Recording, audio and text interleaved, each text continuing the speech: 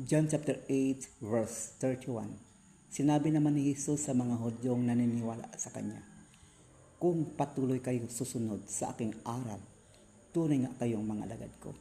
Dito natin makikita ang tunay na mga alagad ni Kristo. Yung yaon lamang sumusunod sa Kanyang mga aral. Paano ba matuklasan ang aral ni Kristo? Una, manalangin ka. Ang panalangin, ito ay mula sa puso, pakipag-usap sa Diyos. Pinaparating mo sa Kanya ang iyong mga kahilingan. Humingi ka ng karunungan at kalaman.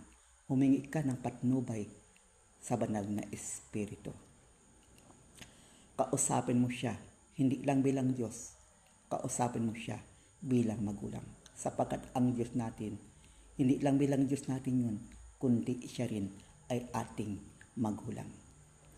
Pangalawa, basahin mo ang Biblia, ang 4 na Gospel.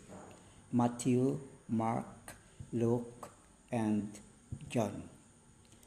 Kapag nanalangin ka, kinakausap mo ang Diyos. Kapag binabasa mo ang Biblia, ikaw naman ang Kanyang kinakausap.